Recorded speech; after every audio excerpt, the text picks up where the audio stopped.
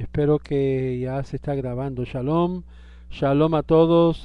Vamos a comenzar la clase de estudio de la parashá de esta semana, que se combina con el parashá Aharei Mot y Kedoshim, que se halla en el libro de Levíticos, el capítulo 16, y va encaminándose hasta Kedoshim, pasando el capítulo 19.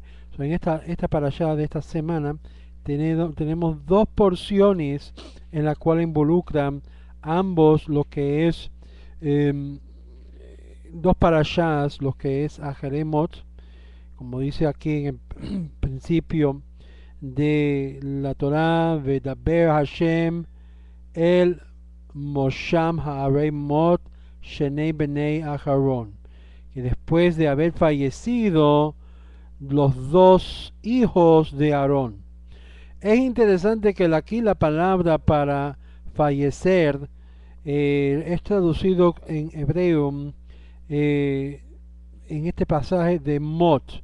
Mot se deletrea Mem Vav o Jolam Tav.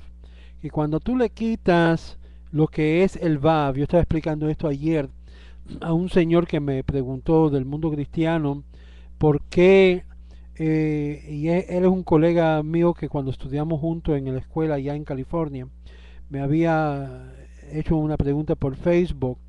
Y es muy importante que en hebreo da ciertas implicaciones. ¿El judaísmo no tiene una teología sobre la muerte? Seguro que sí. Y aquí vamos a ver algo muy importante. Nuevamente la forma como se escribe met, que es en sí cadáver o lo que es el cuerpo, es memtav. Aún de ahí deriva la idea que cuando tú le quitas al eterno del hombre, literalmente llega a ser mot, o lo que es met, un cuerpo más nada. Pero aquí vemos algo más interesante, que cuando dice aquí a Harei Mot, literalmente estamos hablando que es lo que queda como resemblanza de lo que había adentro, porque obviamente la palabra clave era Saleh, Selah Mot, que es dice, la imagen de. Ahí queda lo que es el Vav. El Vav representa lo que se puede decir el alma de la persona, el Vav, el ser humano, el hombre que todavía está presente. Y aún sabemos que cuando la persona muere, queda un residuo de lo que es su existencia impresionado en este cuerpo. Lo que queda es un cuerpo como una cáscara donde había algo sublime, y como leemos en Eclesiastés que Dios retira de eso de la persona en el momento de la muerte, y eso lo atrae el Eterno juntamente con esa alma juntamente. Pero la pregunta que se hace en cuál es el espacio y tiempo. Aquí es donde vamos a comenzar en esta noche lo que es la parashá de Arehemot, que lo hallamos en Levíticos 16, y ahí es donde va a ser nuestro tema en particular, más la para parte de la Aharemot que Kedushim, porque no vamos a poder cubrir todo, las dos partes, las dos porciones que cubrimos en esta parashá, y hay bastante cosas que aprender en esta semana sobre primeramente la muerte de los hijos de Aarón y el servicio de Yom Kippur. Es muy importante entender que para Aarón él se prepara para el día de perdón Yom Kippurim, y es un día que, como habíamos hablado, identifica los pecados o las transgresiones que el hombre ha hecho para con su Dios. Obvio, siendo que hubo una forma de tratar de aguantar el pueblo que había cometido un error, para poder identificarlo, Aarón, el gran sacerdote, prepara algo para que a través de este tipo de sacrificio podían ser identificados cuando luego Moisés desciende del monte y para allá dar al pueblo los dos tablas o los hot que era perfecto. Y aquí vemos algo muy interesante en todo esto, porque eso nos da más tarde en la fiesta de Shavuot, la fiesta que conmemora lo que es el recibir el regalo divino, las enseñanzas de la Torá. Habló el Eterno a Moshe después de haber fallecido los dos hijos de Aarón, cuando ofrendaban delante del Eterno y fallecieron. Aquí la palabra fallecieron es Mod, los dos hijos de Aarón. Cuando ofrecieron delante del Eterno, fallecieron. Verso 2, dijo el Eterno: Moshe, habla a Aarón tu hermano para que no entre en cualquier momento al santuario, traspasando el velo frente al tapa de está sobre el arca, para que no fallezca. Es interesante que cuando vemos la conexión de lo que es el lugar santísimo, donde está el arca, tenemos otra historia que algunas personas, cuando habían sacado lo que era el arca cargado, viniendo de regreso de la tierra de los edomitas o filisteos, que David estaba danzando delante del arca y alguien pensó que estaba tambaleando, trató de tratar de aguantar y tocar el arca, inmediatamente quedó la persona muerta. Falleció instantáneamente, porque esto indica el nivel de la gran santidad que merecía ese esto, pero esto también habla de algo mucho más superior. Esto habla lo que es la idea de que el hombre trata de ayudar a lo divino, cuando en sí lo divino no necesita ayuda de nada de parte del hombre. Más bien es el privilegio del hombre poder ofrecer, poder llevar a cabo este servicio. De esta forma entrará Aarón al santuario con un ternero hijo de vacuna para ofrenda de pecado y un carnero para holocausto. La túnica de lino sagrado vestirá, pantalones de lino habrá sobre su carne. Con el cinturón de lino se ciñará y el turbante de lino se pondrá. Vestiduras sagradas, con ellas se lavará en agua su carne y luego las vestirá. De la congregación de los hijos de Israel tomará los chivos de los caprinos para ofrenda por el pecado y un carnero para holocausto. Cada clasificación tiene su remedio, su corrección. Y vas a ver acá que estos sacrificios simplemente servían para que ambos, el sumo sacerdote, como todo Israel, se podían acercar al Eterno. El hecho de que los animales eran sacrificados no indicaba que en ese acto de los sacrificios automáticamente era lo que era el remedio del perdón.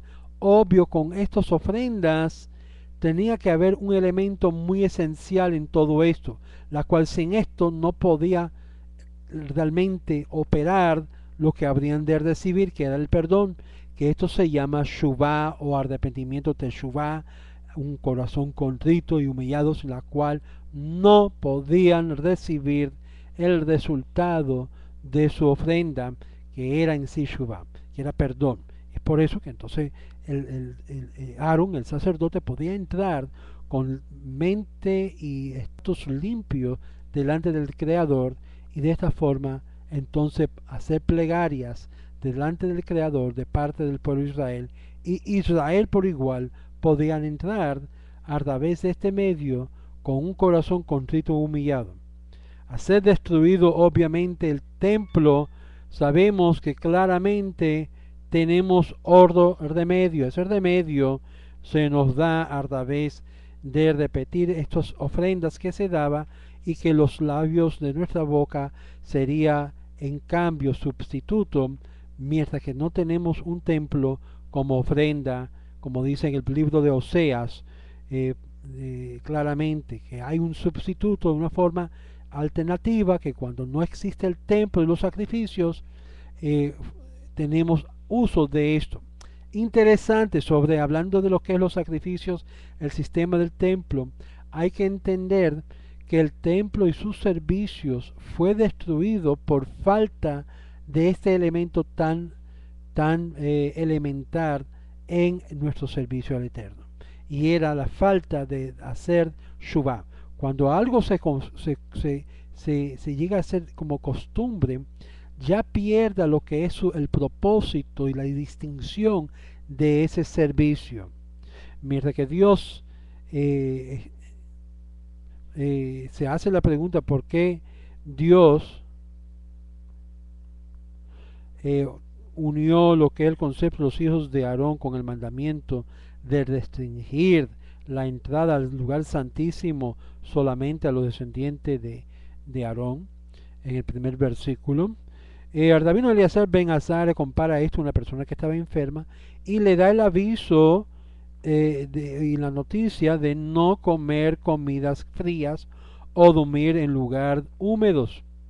Un médico le ha dado la instrucción sin elaboración, pero el segundo médico le dice evita la comida fría y lugares húmedos y así no vas a morir de tal y tal muerte. Claramente este segundo médico, su aviso y su consejo era mucho más fuerte que el primero. Así también Dios le dice a Moisés de transmitir a la ley, esta ley a Aarón con el fin de evitar en el futuro las tragedias que habían ya pasado. Y aun si a Aarón le fue dicho de que habría una muerte potencial en entrar en el lugar santísimo, era de manera inapropiada que se conducieron, y es así que de esta forma podían tener el mismo efecto, que se preocupen, que se preparen, que estén listos, y esta muerte que habría de ser justificado fue una penalidad de muerte por mano divina y era un pecado muy severo. Ahora, buena pregunta que se ha hecho: ¿qué sucedió a estas personas que cometieron este error delante de la presencia del Eterno?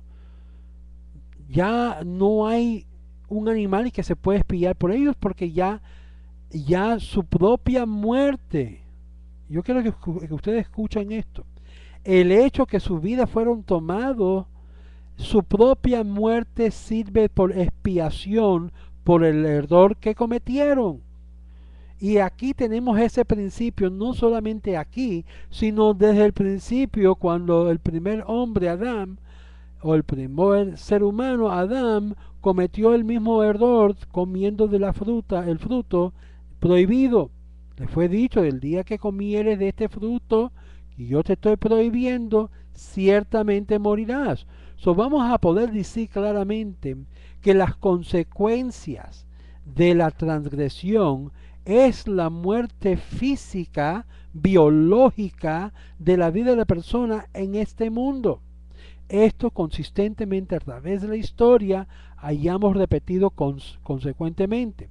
Aún es uno de los argumentos que claramente se presenta y se presentó aún en el siglo primero a aquellos que decían que ya la redención había llegado, que ya simplemente poniendo la fe en un ser humano como el sustituto de la redención era suficiente. Y todavía cuando vemos alrededor que hay gente que todavía estaba muriendo, obvio la pregunta es: bueno, si ya están libres de pecado, si ya están expiados por todos los pecados, ¿por qué continúa hasta la actualidad la muerte?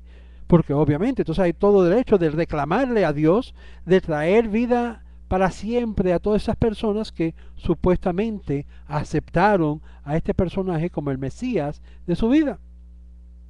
Y aquí tenemos la solución, porque realmente la época redentora, la época de redención, no se ha realizado, no se ha hecho actual, y por lo tanto lo que nosotros tenemos por delante es un grupo mesiánico prometiendo lo que es redención que no se ha realizado porque ese nuevo convenio jamás se había establecido. Y por lo tanto es por esta la razón que el judaísmo no acepta en ninguna forma los conceptos que postulan lo que es la fe cristiana o la fe católica, por esta razón, por la razón que simplemente es una idea que surgió de nosotros, pero que no se realizó en la actualidad. Pero sus conceptos en muchos de los elementos están presentes porque sale de las ideas judías. Es decir, nosotros tenemos lo que se llama el derecho patente de la idea del Mesías, del derecho de lo que va a pasar en la historia, pero la realidad es, toda evidencia muestra que la redención no se ha realizado aún. Negando esto es realmente llegando a la realidad de los hechos. Todavía no estamos viviendo en la época donde estamos viendo personas ser resucitados los muertos. Aún vemos que luchamos con el deseo interno de lo que es la concupiscencia, con el deseo de cometer pecado. Todos estos aspectos todavía es parte de la realidad humana y de la lucha de cada ser humano. Y por lo tanto la Torá nos da, y estas porciones que leemos, ciertas leyes de cómo conducir nuestra vida de una forma que podemos conducirlo que sea de una forma recta. ¿Eh? Okay. Okay. Y es por esto que vemos en esta parashá el sorteo por los hijos. Vayan conmigo para ver, para que tengan una idea de lo que estamos hablando, de la congregación de los hijos de Israel, verso 5. Tomará los chivos de caprino para las ofrendas y pecados, un carnero para el holocausto, y acercará a Aarón el ternero para ofrenda de pecado, que es de él, y espiará por él y por su casa. Tomará los dos chivos y parará delante del Eterno en la entrada de la tienda de la reunión. Pondrá Aarón sobre los dos chivos sorteos, un sorteo para el Eterno y los dos sorteos para Azazel. Es interesante quién es Azazel, y vamos a entender esto un poquito más profundo. Y ofrendará a Aarón el chivo que salió sobre el sorteo para el Eterno, y lo ofrendará de pecado, y el archivo que salió sobre él, el sorteo para Azazel, será parado vivo delante del Eterno para espiar con él, para enviarlo a Azazel al desierto. Acercará a Aarón el ternero para ofrenda del pecado, que es de él, y espiará por él y por su casa. Degollará el ternero para ofrenda de pecado, que es de él. Notan la expresión de él.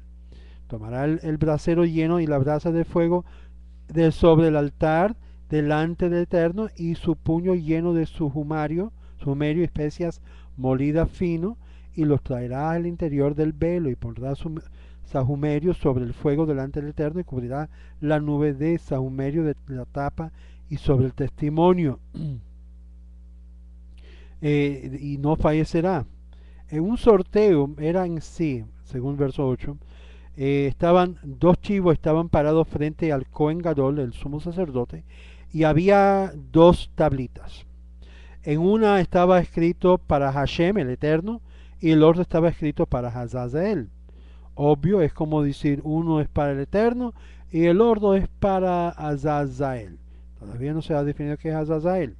El Cohen Gadol lo sacaba y al azar, y ponía sobre cada uno lo que salió.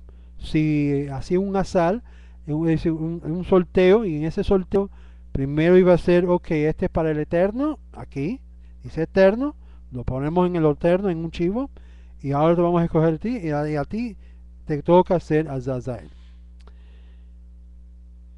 El Azazel nos explica, según el Pasuk verso 22, era un lugar alto junto a Jerusalén, que de un lado ese peñasco había una ladera empinada,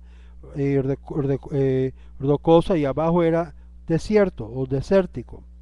En el desierto de Sinaí llevaban el chivo en un lugar inhabitado, y esto lo explica el verso 22 del capítulo 6.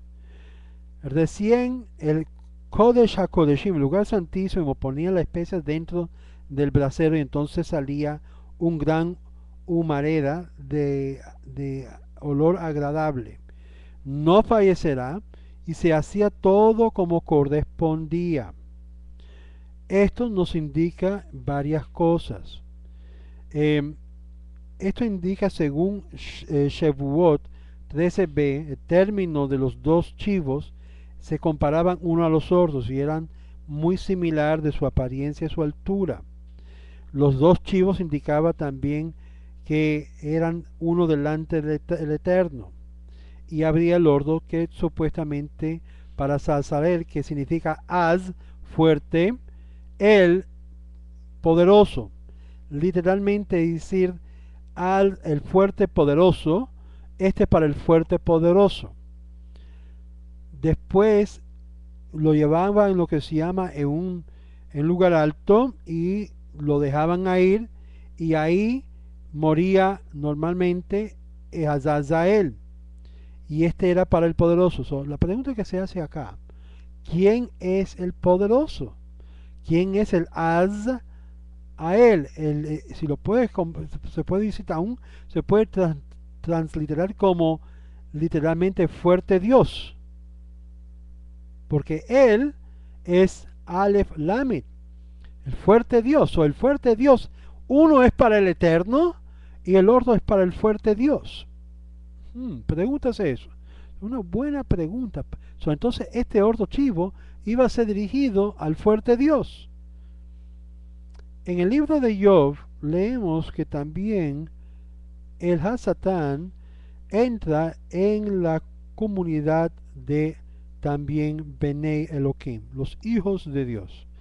Y aquí está la conexión, literalmente, y aquí está lo que es la diferencia de conceptos dentro del judaísmo que hay en el mundo, digamos, cristiano.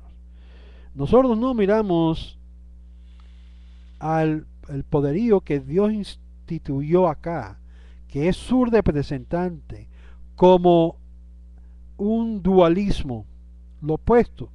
Todo está bajo del eterno. Hay una práctica que en la casa sefaradí se hace, que normalmente cuando se tiene que ver con los panes, normalmente se cortan los panes, hay un pedacito, un trocito que se saca y se pone juntamente con un poquito vino que fue eh, echado, y se pone un platico aparte y se deja a un lado. La pregunta es por qué se hace eso en la casa sefaradí. Para recordar de este sacrificio. Se hace como una tradición de recordar que durante Shabbat siempre hay lo que es aspectos para no molestar el Shabbat y que haya paz, ponemos y damos a su lado para este Azazel. De aquí surge esa tradición. Muy bien, la pregunta todavía no se ha contestado: ¿quién es el Azazel?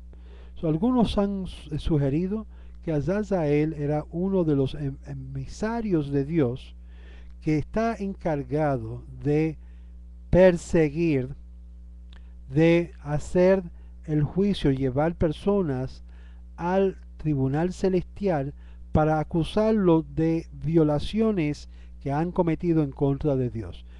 Este personaje es una persona celoso, un ser celoso por las cosas divinas, por las cosas rectas. Y si tiene que llevarle a la persona a lo que es el tribunal de Dios para acusarlo, lo hace. Tiene su función donde su sistema según el orden divino. No está en contrariedad necesariamente del mandato de Dios o los mandamientos de Dios, pero va más allá que simplemente estar seguro que la gente no viola, lo que es en sí la esencia de lo que es la Torah. Y esto es, por eso se da esto a Azazel, su porción. Se puede decir su porción que le pertenece, que es parte del pago que recibe como fuerza en esta función de poder espiar y poder en este sistema. Hay mucho más ideas más profundo en lo que es en esta parashá, pero no podemos entrar en ella porque involucra muchas preguntas y muchas otras encuestas en aspecto espiritual, y esta clase no es para entrar en la parte mística, porque de verdad hay 4 diferentes niveles de aprendizaje en la Torah. Hay la parte básica, el Peshat, que es lo que estamos estudiando ahora, lo que es Rashi. Hay la parte Drasha, que es en sí, el Remes, que es lo que alude el pasaje. Hay la parte que se explica la exposición de cada palabra de versículo, que es más bien una exposición que tiene su aplicación. Y hay la otra parte que se llama la parte Sod. Sod ya está hablando de cosas místicas que en sí no es para todo el mundo. Y yo le digo lo siguiente, que aún se ha creado un sistema entero que mucha gente prefiere estudiar las cosas místicas que las cosas básicas. Mucha gente van corriendo a través de Kabbalah y cosas así que en sí no saben que están corriendo detrás. Sí existe un nivel esotérico en la Torah, eso es claro, en la Torah escrita aún. Pero lo que hoy en día se enseña como Kabbalah Lo que hoy en día se está promoviendo como Kabbalah totalmente no está basado en lo absolutamente nada, en muchos de los casos, de lo que se conocía en la antigüedad. Por lo tanto, las cosas reveladas, nos dicen las escrituras, es para los hijos de hombre, y las cosas secretas es para las cosas de Dios. Como si Dios quiere revelarlo al hombre, lo hará públicamente y todo el mundo lo sabrá. Pero no hay ninguna razón por que alguien debe estar involucrándose en estudios cabalísticos y esotéricos, cuando claramente la Torah dice eso es para las cosas de Dios, no es para todo el mundo. Y usted obviamente no debe estar metiéndose. Si ya está revelado, ya no es para, no, ya no es secreto. ¿Cierto? Obvio, hay cosas que se ha inventado en el mundo de Kabbalah que no es nada basado en la halajá. Y por lo tanto, yo soy uno que me gusta ser muy claro. Uno quiere meterse en lo místico, hay su lugar. Usted quiere todo lo espiritual y nada práctica, les recomiendo que vaya aprendiendo las leyes, los principios, las halajot, para que así tengan fundamentos de cómo vivir la vida. Si ustedes se meten en todo lo que es la parte cabalística de todo, se va eventualmente volverse loco o loca. Va a estar tan enfocado en lo espiritual que no vas a poder existir. Si Dios quiso esto, hubiese hecho un mundo espiritual sin la necesidad de tener que hacer obras acá en este mundo. Pero el hecho que este mundo es un mundo de lo que se llama así yo, es un mundo que tenemos la oportunidad y la obligación de poner las cosas en acción, en tomar forma física. Y es por eso que el mundo está siguiendo, y esto yo se lo he dicho a muchos de los pastores, a muchos de los líderes, el cristianismo básicamente está fundamentado con conceptos cabalísticos o con conceptos gnósticos. Hay una cercanía de lo que es el gnosticismo y el cabalismo del primer siglo. Y la gente no se ha dado cuenta que en sí la línea se conecta. La única diferencia es que cuando el judaísmo del primer siglo comenzó a promover el misticismo, que comenzó a hacerlo de tal forma que el mundo helenista fue influenciado y agarró eso y lo tergiversó mucho más allá de lo que se tenía dentro del primer sistema del primer siglo. Y tergiversaron muchos conceptos, pero todavía está afinado y pegado a los cabalismos del primer siglo. Ahora, hay personas, algunos rabinos que dicen, en ninguna forma, y hay un rabino que escribió un libro tratando de negar eso, porque obvio la, la implicaciones de esa conexión entre lo que es el gnosticismo del primer siglo y el cabalismo del primer siglo presenta un gran problema no solamente para el judaísmo actual, sino aún para la cristiandad del antiguo. Porque si existe esa conexión, que lo existe, es parte de un libro que estamos trabajando, explicando dónde están las conexiones y dónde están las evidencias. Entonces, de verdad, lo que se está vendiendo hoy en día como Kabbalah y conceptos místicos queda totalmente destruido. Porque entonces sabemos que fue una enseñanza, una tergiversación de verdaderos conceptos que existía antemano. Con esto yo lo voy a dejar con este concepto para que vayan pensando. Por eso no quiero que ustedes se enfatizan tanto en estos centros de Kabbalah, en estos grupos que están promoviendo, aprenda Hasidut, aprenda esta filosofía, porque te va a hacer mejor la vida. Mira, tú puedes aprender lo que usted le da la gana, pero al fin de cabo, cuando llega a la casa, todos esos ismos, hasidismo, cabalismo, no tiene un principio de ley que debes de operar en tu vida diariamente, que va a cambiar tu medio mundo. Como tú actúas en tu día diario, aún de coger una soda o coger algo y dar la bendición y poder enseñarle a los niños, mira, hay que darle gracias al Eterno por eso, lleva una enseñanza, una moraleja, una aplicación más práctica que todo el mundo y entrando en el mundo espiritual. Si Dios hubiese querido que ustedes se metan en el mundo espiritual, ya te hubiese quitado de este mundo y te hubiese traído en el mundo que no hay acción, que es el mundo más allá. Aún, la razón que usted tiene pensamiento y tiene recordatorio, tiene la habilidad de recordar las cosas, es porque usted está vivo. Como dijo Descartes, Descartes dijo, "Ah, yo pienso, por lo tanto soy". Eso fue el cambio que comenzó Descartes en su vida cuando puso a todo en duda, incluyendo al creador. El hecho que el ser humano en este mundo de acción tiene la habilidad de poder pensar es indicación del hecho de que Dios quiere que usted haga los mitzvot, los mandamientos. No que no sé que trata de salir de este mundo y conectarse con el sublime en una forma espiritual elevándose. Con las manos levantadas en alta o con premeditación de salir de este mundo. Dios la quiere acá, en este mundo, para efectuar cambios. Qué bonito cuando una persona hace un bien a otra persona. Ese bien se transfiere en una acción actual. La persona queda impresionado. Qué buena esta persona. Qué acto de gracia o bondad me ha mostrado. ¿Cierto? So, las acciones de este mundo es tan importante que cuando una persona muere, mot, queda la semblanza de la persona, pero no está animada. Ya no hay animación. Ya lo que estaba en esa persona ya no está moviéndose. Todo lo que queda es como una semblanza, lo que es un cuerpo. Un cuerpo. So, ¿dónde fue? ¿Qué pasó? Nos dice el salmista y también nos dice el proverbio Shlomo Hamelech que en la muerte no hay memoria. En la muerte no hay memoria. Ya el cadáver del cuerpo ya no tiene recordatorio. Físicamente es como apagar la computadora.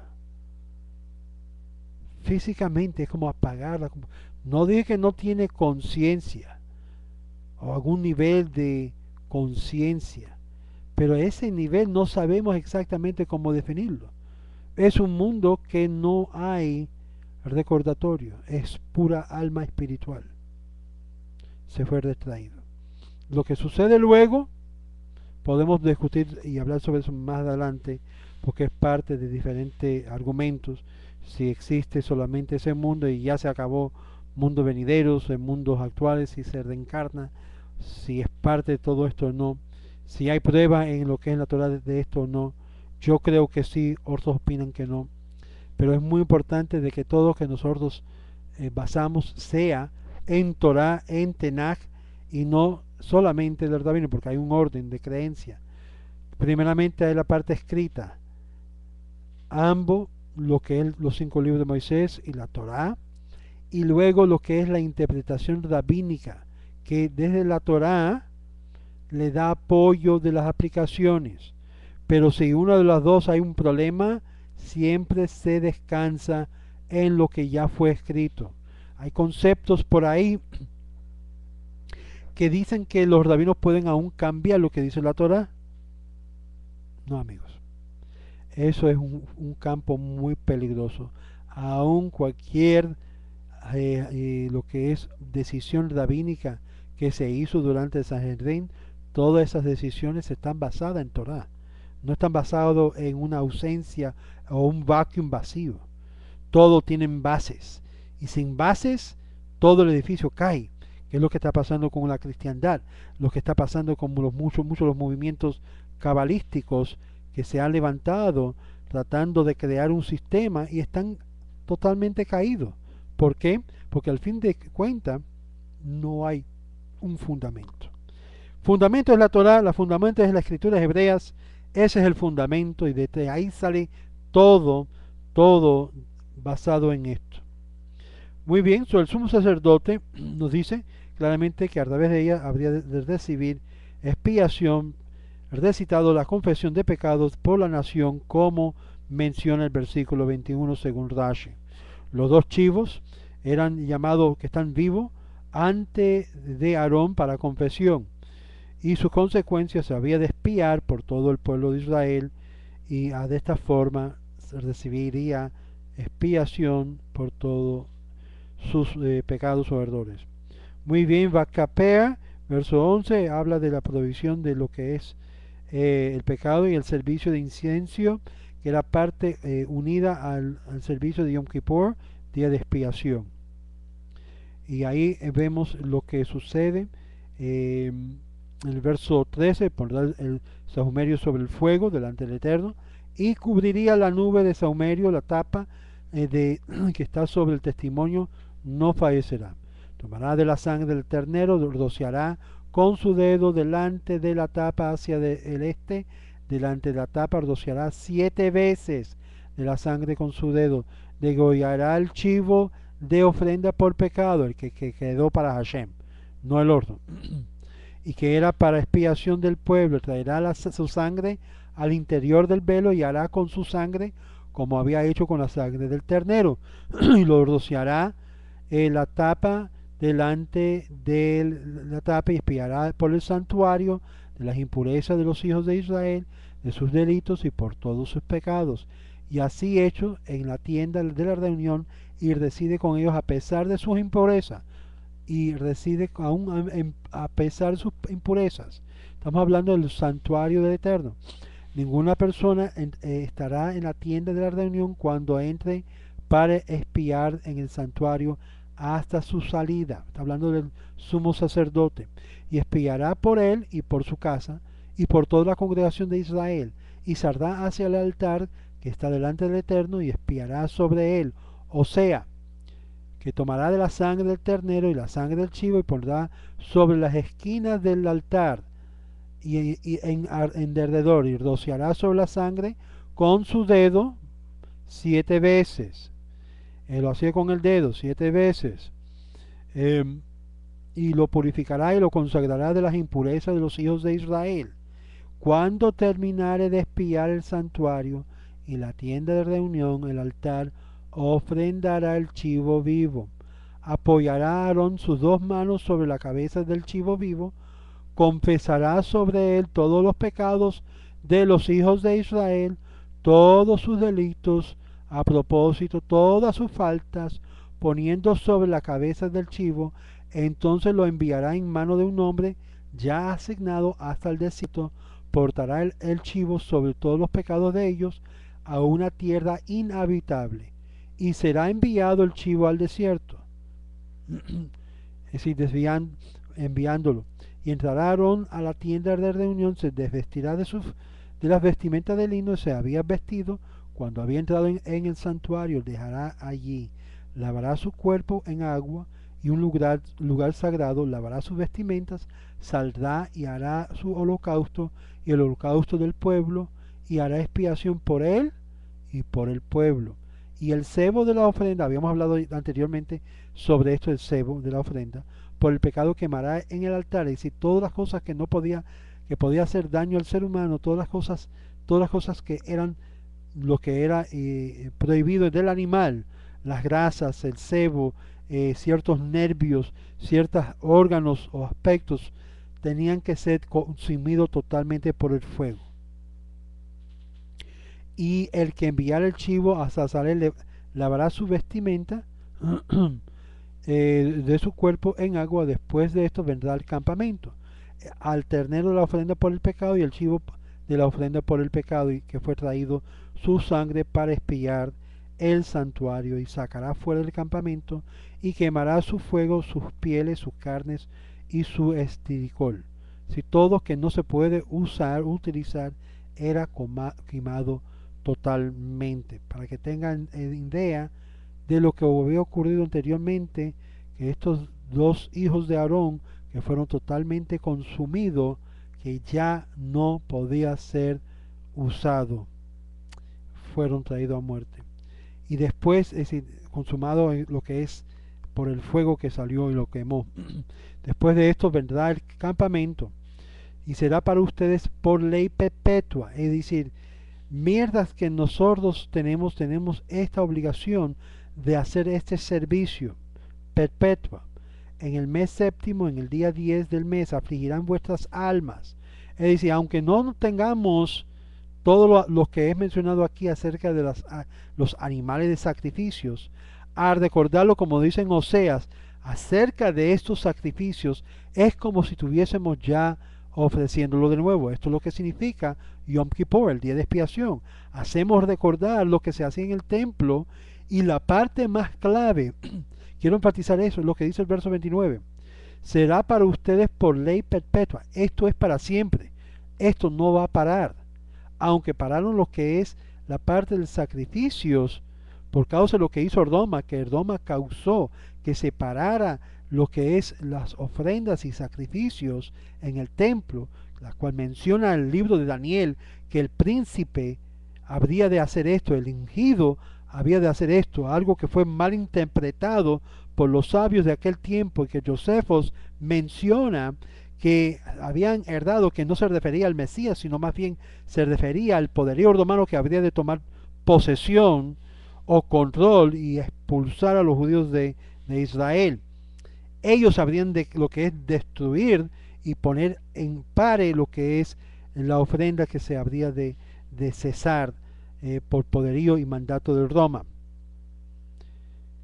Y dice, en el mes séptimo, en el día 10 del mes, afligirán vuestras almas, y toda labor no harán, tanto el ciudadano como el peregrino que mora entre vosotros. Es decir, esto, en otras palabras, claramente es no solamente para lo que eran los judíos, sino los prosélitos, y algunos van a argumentar que son gentiles que estaban en proceso de conversión, porque dice lo atasu ha-azera hagar.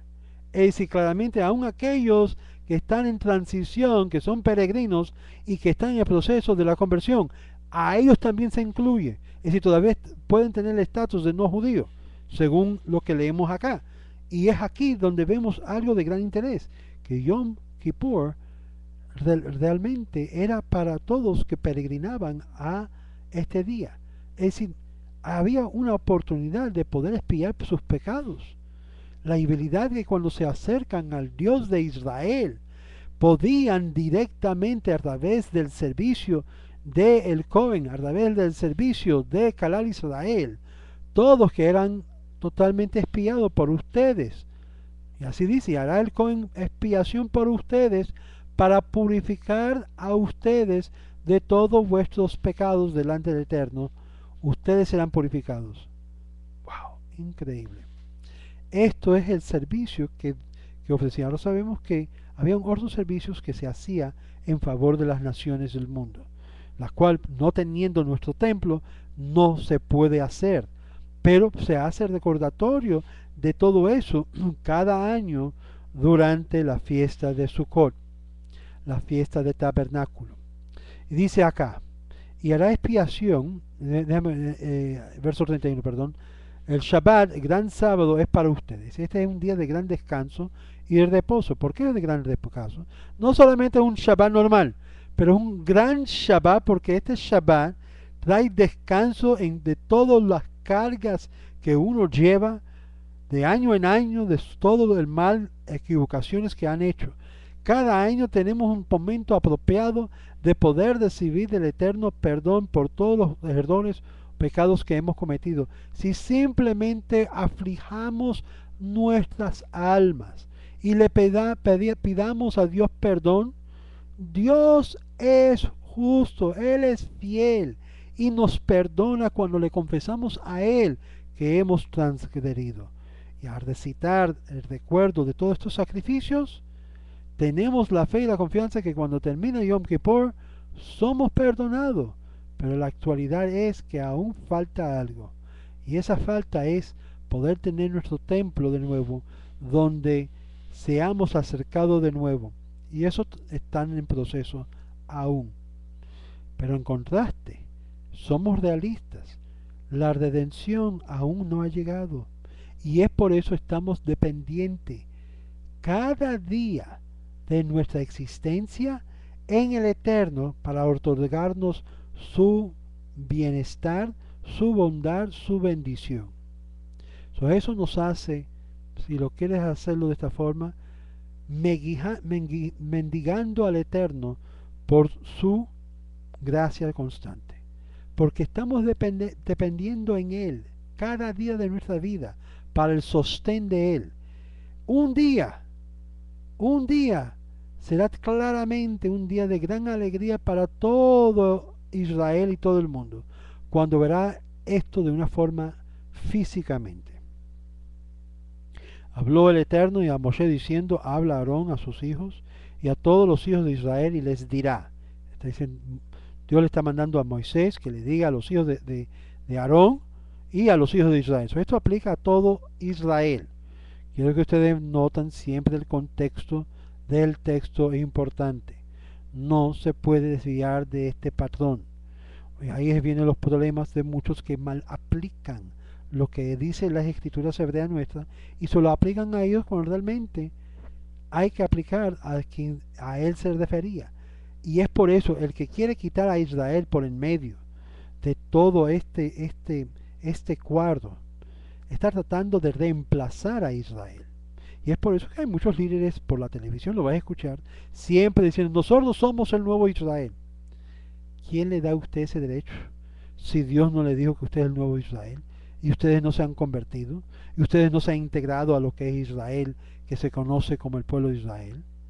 Eso es un poquito de arrogancia querer robar la identidad de otros. Hoy en día eso es el gran estafa que está pasando en los Estados Unidos. Robo de identidad. Robo de identidad.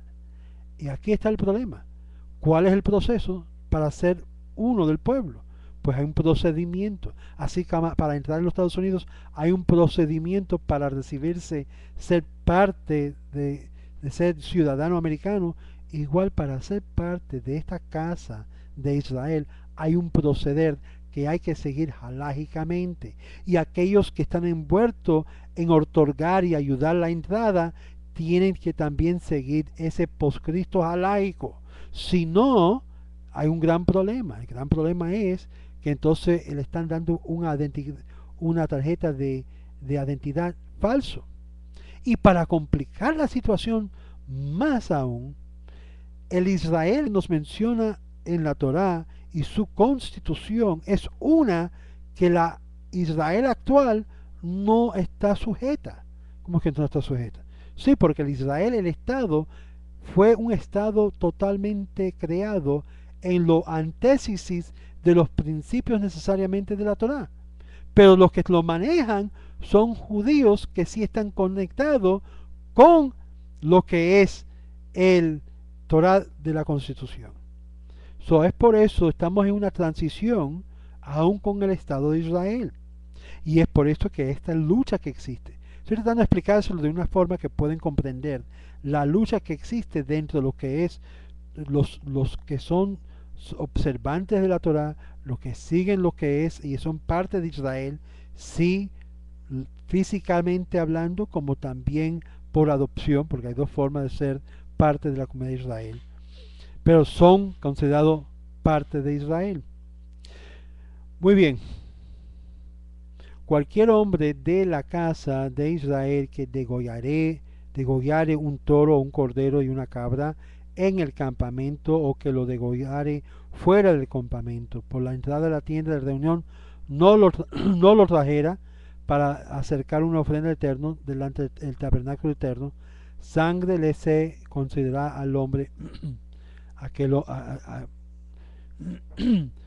se le considerará al hombre aquel.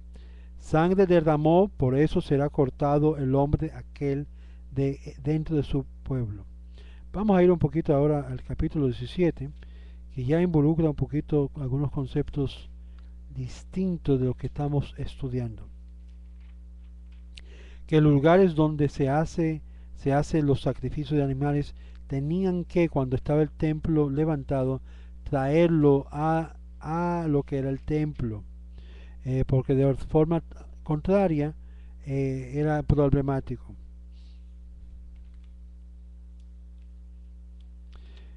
Quiero notar algo muy importante porque estamos hablando acerca del prosélito que se había acercado en Yom Kippur. En el versículo 8 del capítulo 17, a ellos le da cualquier hombre de la casa de Israel y del peregrino que habitare dentro de ellos, que ofrendare un holocausto, un sacrificio. Esta ley es para ambos, el que es de Israel y que también que es un prosélito que se convierte y ser parte integral a lo que es la casa de Israel. La primera generación se llaman prosélitos. Ya después que nacen el segundo y tercera generación, ya forman parte de la casa de Israel. Vamos a ver esto porque es muy importante. En regla general, ofreciendo los sacrificios eran matados y en sus servicios eran hechos en la área del santuario. Los lugares no consagrados, los animales podían ser sacrificados en cualquier lugar excepto en el santuario. En este caso, las ofrendas no eran ofrecidas en cualquier lugar, sino eran dedicadas a Dios, y según Rashi y el Sifra, este pasaje se refiere a animales que habían sido consagrados a ofrendas, y el mandato de su servicio tenía que ser hecho en el santuario. Sin embargo, el Baal HaTurim dice en Kli Yakar, y Kli Yakar ofrece también la misma comentario de por qué la Torah prohíbe, nos da esta prohibición después del mandamiento de Yom Kippur.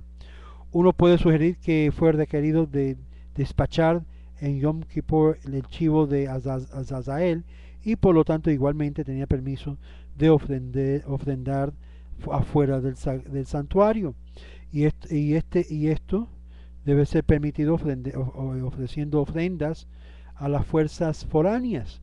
Consecuentemente, la Torah está enfatizando aquí que todas ofrendas fuera están prohibidas, es decir, hay una exclusividad de cómo consistir en este servicio. Sin embargo, algo interesante que en el mundo de los hijos de Noé, los gentiles, es decir, no estamos hablando de personas que se acercan para convertirse, estamos hablando de personas que no son judíos, no tienen interés de ser parte de lo que es Israel, que están bajo de un pacto diferente. Ellos les es dado permiso de crear altares privados y sacrificar aún animales para darle, se puede decir, gracia al Eterno, y pueden comer lo que es los victuales que ofrecen. Aún hay un señor que está también, me parece, en la página de esta de Yeshiva, que habla sobre esto en inglés, de cómo pueden hacer sus propios altares los no judíos, como un tipo de barbecue, pero en un aspecto espiritual, levantando ofrendas a Dios, y literalmente aprendiendo de cómo matar los animales kasher sin dolor y todo, que sigue también proscrito. Para que ustedes sepan, lo que es halal en el mundo musulmán siguen ese proscrito que los hijos de Noé también siguen, que pueden comer de una forma que está permitido, y a la misma vez es más saludable. Y número dos, están ofreciendo un servicio a Dios para hacerlo recordar de que la vida de un animal tiene un valor, y por lo tanto utilizan ese valor con el fin de recordar de que no debemos de violar los mandamientos de Dios. Es una forma de traer un corazón contrito y humillado y hacernos recordar lo que cuesta tener que sacrificar un animal. Es una vida, Dios lo creó, y por lo tanto, si lo vas a hacer, a que sea, ofrécelo a Dios, dedícalo a Dios, y de esta forma entonces puedes participar de la carne que comes en una buena y sana forma en la familia. Bueno, vamos a ir para adelante con el capítulo 17. Estamos ahora en horario, estamos ya. Yo voy a en algunos minutos terminar porque son una hora. Yo creo que sí, debemos limitar las clases a una hora y no sobrepasar lo que es la hora y la hora y media. Así yo puedo continuar con también otros quehaceres que tengo que hacer. El servicio fuera de lo que es Israel. Hay lo que es la prohibición. Además de sacrificar fuera de Israel, porque Dios dijo claramente al pueblo de Israel, afuera no. Pero vamos a leer que hay una prohibición clara para el pueblo de Israel y los prosélitos de comer sangre. Dice: cualquiera de los hombres de la casa de Israel, verso 10 del capítulo 17, o del peregrino que habitare dentro de ellos, que comiera cualquier sangre, pondré mi enojo en el alma que comiere la sangre, y cortaré a ella de dentro de su pueblo, porque la vida, y esto es muy clave, la vida de la carne está en la sangre, y yo la dispuse para ustedes sobre el altar, para hacer expiación por vuestras almas, porque la sangre por el alma de la persona hará expiación. Literalmente la sangre por el alma, y si estamos hablando vida por vida, alma animal por alma animal, va a ser lo que va a ser por expiación. No es que esto significa tú matas a un animal y pide perdón a Dios, que es el animal que está expiando, pero está conectado con la vida del animal. El hombre dice, mira, esto va a morir por causa que yo voy a vivir. No es que una forma mística que entra acá y Dios dice, voilà, está expiado el pecado, sino ve la shuvá, el corazón contrito y humillado. Y en cambio, este animal muere para que luego lo puedas consumir. Tiene uso de ella. Hay un uso unitario y esto es un sacrificio. La sangre, sin embargo, que no puedes comer, que eso es sagrado porque en ella contiene lo que es la vida, el alma del animal. Esto es quemado, esto es puesto al altar. Y esto dice Dios, esto lo estoy haciendo para expiar tus pecados, para que tú veas que la muerte expía pecado. Déjame repetir. La muerte expía pecado. La pregunta que yo le hago a los pastores, a los grupos mesiánicos, a unos sacerdotes, cuando la persona muere y muere penitentemente, ¿ha expiado por su pecado con su muerte?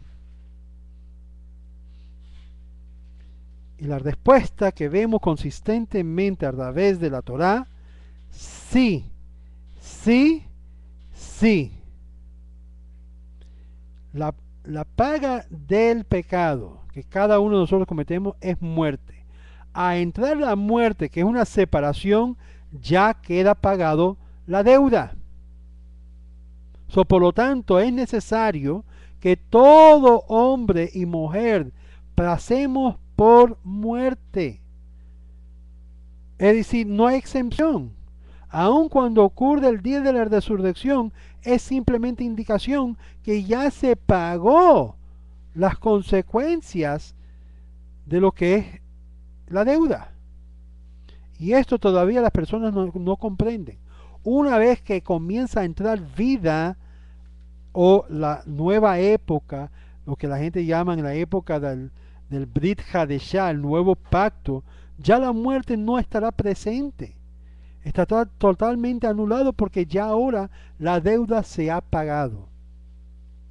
Cualquier hombre de los hijos de Israel, del peregrino que habitare dentro de ellos, que cazare por presa silvestre o un ave que se le permite comer, derramará su sangre y la cubrirá con tierra. Aquí está el mitzvah de tapar lo que es la sangre. Si lo vas a comer, lo vas a comer por carne. Hay un mitzvah, hay un mandamiento de que hay que respetar la vida del animal. Si estás en el templo, hay que hacerlo en qué forma? Se quema, porque totalmente es consumido, está prohibido para consumo. Pero si está para comer carne, está permitido el hombre comer carne, ¿qué hay que hacer? Totalmente se derrama la sangre y se cubre la sangre en tierra porque hay que respetar la vida del animal. Esto es lo que enseña la Torá. La Torá enseña el respeto de lo que es la vida de todos seres humanos, seres creados por Dios. Y es aquí que en nuestra era moderna, cuando vayamos a la carnicería, todo lo que vemos es carne. No vemos lo que le costó esas vidas animales de estar ahí. Le costó su vida.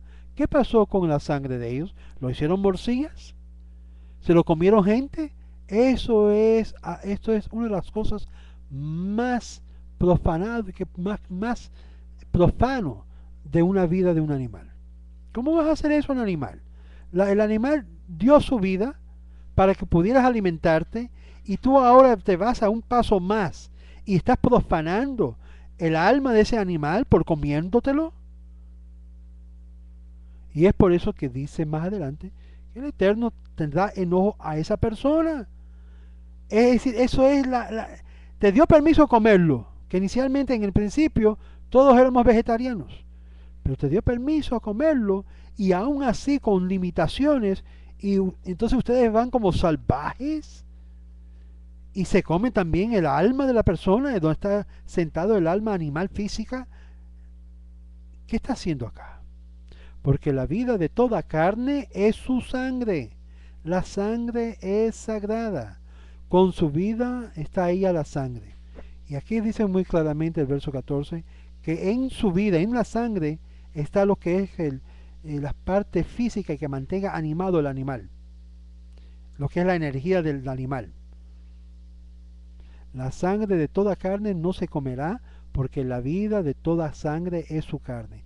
Todo el que comiera será cortado. ¿Qué significa cortado? Yo me recuerdo de esto porque yo era un fanático del chino este de karate o kung fu, un Bruce Lee, cuando era pequeño. Me recuerdo leyendo cuando él se murió, dice que la noche anterior se había tomado un vaso así lleno de sangre pura en un tipo de batido que hizo. Y yo cuando leí de eso entendí inmediatamente que la consecuencia de tomar sangre de tal nivel, de un nivel espiritual, no estoy hablando biológicamente o médicamente, pero de tomar sangre así y tomárselo, era tan repugnante a que sea para el ser humano y más en el sentido de los efectos del alma, que dice claramente aquí en el verso 14 que será caret, será totalmente cortado de lo que es de Israel. Y aquí dice Nefesh kol basar damohiv vager vekisev, y dice aquí totalmente betahar, totalmente será totalmente removido. Es decir, es impureza. Y todo ser que comiere cadáver o un animal desgardado, tanto el ciudadano como el prosélito, lavará su vestido, se lavará en agua, será impuro hasta anochecer y se purificará. Si no lavare su vestido a sus carnes, no lo lavare, cargará su pecado.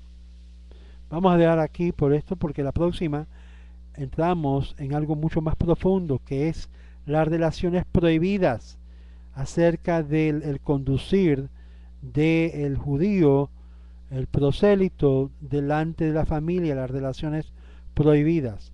Para esto, si ustedes quieren, podemos continuar desde aquí, para que podamos continuar la serie, pero ya no vamos a estar en la parashá de que toca la próxima semana. Quiero dejarles saber eso. Muy bien, si hay preguntas, les voy a pedir que me lo envíe por correo electrónico a David Otero, RDABBI Otero, OTERO, @yahoo.com, y así podemos contestar lo que es sus preguntas durante la semana. Les deseo a cada uno de ustedes shalom, shalom, y recuérdense, aquellos que ya tienen el sitio donde ustedes pueden contribuir a través del PayPal, gracias por aquellos que ya contribuyen, que sí, ya lo recibí, y aquellos que desean, me mandan una carta, un correo a los caminos de Israel @yahoo.com, y yo le envío el link para que ustedes puedan contribuir según ustedes pueden. Bueno, les deseo shalom, shalom.